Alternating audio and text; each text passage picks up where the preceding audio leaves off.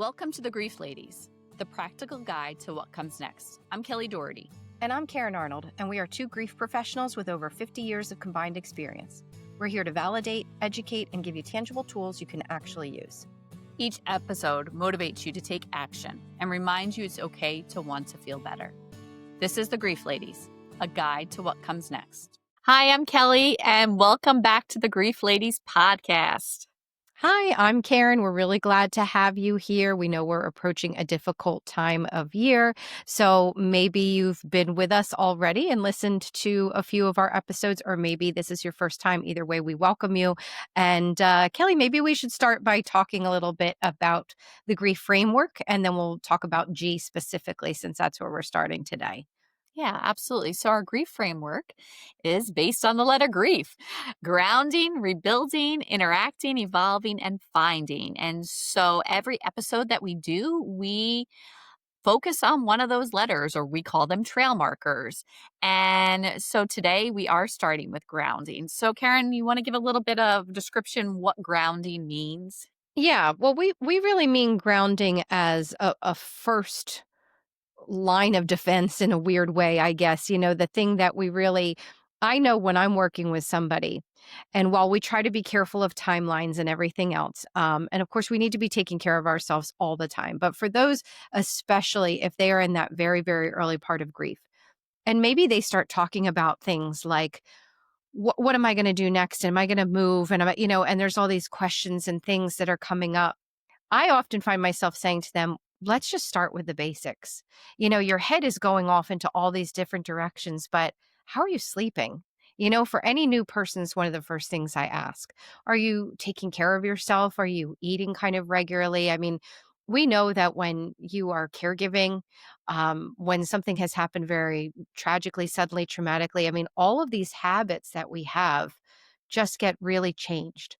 Um, and then that continues again. So it's not an issue just for early grievers, but this is like that first thing that if this isn't okay, if you're not sleeping, if you're not eating, if you're not getting a little bit of movement, stretching, if your body doesn't feel okay, how are we going to be worrying about any of these other things? So it's like the first thing, that trail marker, that first step that we hope people can take in terms of like an actionable thing that they can do to be helping themselves through their grieving process. And I don't know about you, Kelly, but with the people that I work with, there isn't always that natural connection between grief and sleep, or grief and what I'm eating. Like, who cares? What difference does it make? I'm grieving. These things can't possibly help.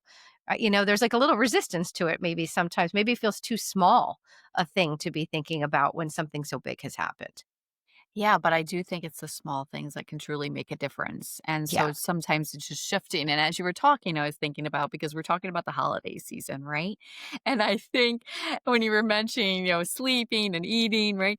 I think anybody going through the holiday season is struggling with those, right? Yeah. Whether you're grieving or not.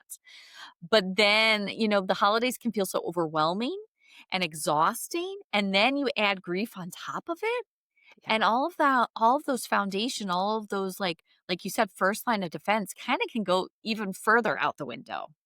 Right. But it's so important for us to be able to think about, how are we sleeping? Are you going to holiday parties and staying up way past your bedtime? I go to bed very early, so most things are past my bedtime. Or, what are you doing? Are you eating all those chocolates and all those cookies because you're going to those cookie exchanges or whatever it is? And I think it's such a hard time of the year to really be mindful of those things. But then you add grief and it's even more complicated. Yeah. Yeah, absolutely. So, you and I have had people ask us about this a lot over the years. And so we do have some things that we want to share with people today, specifically based on a few questions that to us seem to have to do with grounding and taking care of the basics. So the first question that we were going to address today, we'd like to address is it okay to indulge during the holidays when grieving, or should I be more careful? So it's a Yeah. good question, right? I mean, because I think, couldn't it also, if you're feeling forced to go to these things anyway, oftentimes when we're sort of being good with our habits, we feel like we're depriving ourselves. And so, like, shouldn't I just kind of do what I wanna do and allow myself so you can see how that would come up, right? Yeah, absolutely. And it's a tricky one. So we'll be diving into that topic. And then our second question is, what are some things I should consider before traveling when grieving? Mm, And such an important topic because we know the holiday season is a time of travel and your grief doesn't take a vacation. So, how are you going to navigate that while traveling? yeah. Yeah. And it's hard because it's, again, it's about kinda throwing you off of those routines, and even if you have a little bit of a system in place, that's probably going to change depending on, sleeping in another bed or having to go by somebody else's eating routine if they eat earlier or later or different foods. It's like, a lot to navigate, that's for sure. When you're grieving and then again putting this time of year, it's like no wonder people, find themselves like, how am I going to get through it? So we hope to be part of that answer. We hope to be one of the ways. And that's why we'll be here each week to be exploring some of this. Hi, and welcome back. And we're in the full holiday swing now. So, this question is a great one, which I think anybody, not even just grieving people, should maybe consider. And the question for you, Karen, is it okay to indulge during the holidays when you're grieving, or should you be more careful? Yeah. Well, and the part of it, like, is it okay? Like, I'm not going to say no, it's not okay. It's certainly understandable and sometimes almost feels unavoidable when you are surrounded by so much if you are participating in holiday parties and things like that. I think it depends too what we're talking about indulging in, because sometimes are we indulging in alcohol? Are we indulging in sweets? The thing to just be mindful of, and this is the holidays and the whole rest of the year, is that I think there is a tendency when we're going through a really hard time to want to make ourselves feel better, you know. And I can see you smiling because I know that you're going through a hard time. And I mean, do you want to speak to this a little bit where you've been at? Yeah, yeah. So, we're recording this today on December 12th ahead of time for the videos. And a month ago, my dad died. He had been sick for a couple of months, and but still pretty sudden and unexpected, in my opinion.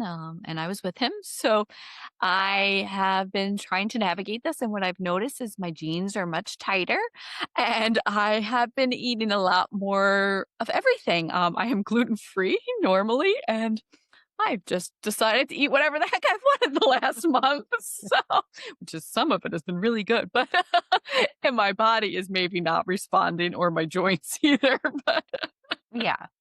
Yeah.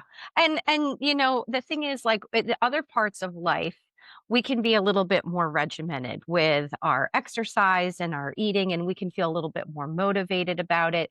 But, the challenge is that for a lot of us, we do think of eating well in terms of deprivation, and that I need to deprive myself of things that I like, but that's what I'm willing to do. And that's the trade off I'm willing to make. But I think when we're grieving, we're feeling deprived. I don't want to deprive myself of anything else. I deserve this. It's okay. Who cares? All of that kind of stuff. And we're even willing to deal with willing to deal with some of the consequences, I think. So, Kelly, where you're at right now, like, okay, it is the holidays. This did just happen. And if this is something that you feel like you need, or that's okay. Um, and I guess the only thing is just to be thinking about the longer term. If it really is only the holidays, if it really is only like a sort of short term sort of thing, as long as we're kind of generally staying aware of the idea that we don't want to cause more problems for ourselves down the road, more habits that I need to untangle myself from, as I'm starting to feel better, through my grieving process. But then all of a sudden I realize that I've picked up some pretty bad habits. Some people it's smoking. I mean, it could be or buying a lot. That's a big yep. indulgence for a lot of Oh, people. yes, It's Amazon. absolutely. Yeah. Yeah. So I think it's just a matter of trying to think about what we deserve, because that's the other piece of it too, is that I think sometimes we feel like I deserve this. Going through a hard time, I deserve it. But if in the longer term it's going to make you feel bad, it's like, no, you don't deserve to feel bad if that's what's going to happen. So, Exactly. Well, I yeah. always say, like, we think comfort food, right? Oh, we need this comfort food, right? Yeah. Mac and cheese last night for dinner, right? This Yeah. comfort food. It really only makes us uncomfortable. So Right. it Right. You know? Yeah. Yeah. So We have to think about that as well. So maybe it's like everything a moderation thing. I mean, certainly you don't have to be as strict and regimented as you've been maybe in other parts of your life. If there's a couple things, I mean, listen, if there's something that can make you feel good right now, if it's a cookie, if it's mac and cheese, those little comforts are also really, really important. So we're just kind of trying to find the balance, and I think that word Exactly. indulge is just kind of like when it's maybe gone to the next step. So, we want to be careful with the indulgence, but do we want to treat ourselves here and there? Do we want to not be too tough on ourselves? Yeah, I think that that's okay. I really do. All right. So sum it up quickly, Karen. Okay. To answer the question, is it okay to indulge during the holidays when you're grieving? Or should you be more careful? Yeah, I think just being, again, mindful of the idea of deprivation and reminding ourselves that as we are trying to self soothe through some things, that we are not causing bigger problems for ourselves down the road. So, yes, finding small comforts in things that can make us feel good, like, some food or something that we enjoy, but just not creating an unhealthy habit that's only going to be more issues later. Are the holidays or harder days in grief weighing on you? We get it. We've been supporting grieving people for decades, and we know how overwhelming it can feel. That's why we've teamed up to launch Grief Ladies, a new space for practical, compassionate support after loss. And you're invited to our free launch event on November 19th. You'll get a first look at our grief framework, our live talk on handling the harder days in grief, and a special take home guide just for live attendees. Reserve your free spot today and join us on November 19th at 4 p.m. Eastern, and the link to register will be in the show notes. We'd love to see you there. Hi, we are back answering your questions regarding everything grief and right now holiday specific too. And I think this is a question that probably applies to a lot of people. Again, we're talking about the holidays, but this is a year round question, I think, like a lot of them. But the question is, what are some things I should consider before traveling while grieving the loss of a loved one? Yes, absolutely. So, what's so funny is what I thought about when I read this question was about a client who traveled over the summer. So, nothing holiday even related, Right, right. but her response was, "Oh, my grief followed me." She thought she's going away on this nice, relaxing vacation. And she's like, oh, my grief was still there. And I was like, well, yeah. Like, we can't take vacations and breaks from our grief. So I think that's the first thing to kind of remember is that regardless of where you go, it's probably going to follow you. So to just be mindful of that and to just make sure that you're creating some self care for yourself and some boundaries, and making sure that you're taking the time that you need, and knowing that there still might be triggers, especially if you're going to a family and seeing maybe family together and really feeling the void of your loved one, especially if it was a spouse or someone, that's supposed to be there with you. That could be a really difficult time of like seeing that empty spot where they would sit, or, not having them for those moments that you want them there for. Yeah. So I think it's about, making sure you're asking yourself, is traveling going to be helpful for me or is it going to be hurtful? And then making some plans, communicate with the people you're staying with. I may not be the most festive this year. This is what I'm having a hard time with. I just need you to be there. Maybe give them some ideas. Maybe even ask, can we incorporate this into our holiday meal? This was, my loved one's favorite recipe. Or, can we do a toast for them? Or, have their favorite dessert or something like that, just to kind of figure out how can you still have that connection with your loved one, even though you may be at somebody else's home. Yeah. Yeah, I think that's good. And making this the space and time for yourself. And it's funny, I think we always say like these questions come up and it makes us think of like 100 other things. And I was just thinking not only just of the travel, but like the type of travel. Like, are you going to be in a hotel? Are you going to be staying with somebody? Are you flying? Are you driving? I mean, one thing to remember with travel too is the planning involved, the kind of chaos of traffic or going through an airport or something. And we know that grieving people are like already filled to the brim with everything that they can take. So anything else that could go wrong or that could be agitating, could be very difficult. So it's probably also going to require some patience too, Mm. which I think is important. One thing that I talk to people about a lot, this is again, especially working with people who've lost a spouse or partner, somebody that they shared the home with, is that we always think about the travel and again, the packing, preparation, all of that.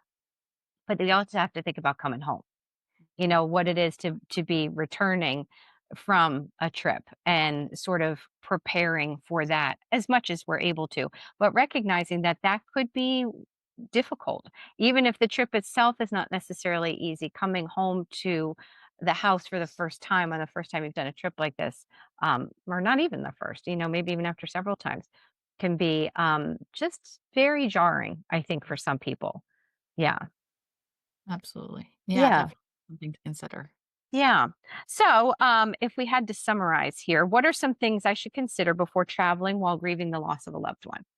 Yeah, so I think it's about coming up with a good plan, what's going to be helpful for you, making sure that you're being patient with yourself, maybe communicating with the people that you're going to be traveling with. So you have a self care plan in place, a space to maybe take breaks when you need it. Also, like you mentioned, Karen, making sure that you have a good plan for when you come home and realizing that that may be just as difficult. And just being, giving yourself some self-compassion, being kind to yourself. Traveling is challenging during the holiday season for the best of us, and then when you're grieving and have grief brain, maybe you give yourself a little bit of extra time at the airport just Hmm. so that you get there, you can be settled, you can be where, especially if you're flying, or just, maybe take a little longer to drive or whatever it is. But just being kind to yourself, taking it easy and just taking it minute by minute. Yeah, that's good. Those are all good suggestions. All right. So, Karen, now that we've answered those listener questions about indulging and about traveling during the holidays, we always love to end our podcast every week with an actionable step because we do believe that there are things that can help you on your grief journey. And so, small little steps really can make a difference. So, what is our goal for this week? Well, I think we're going to, we had talked about this and kind of like the idea because of the time of year, the things that you can gift yourself.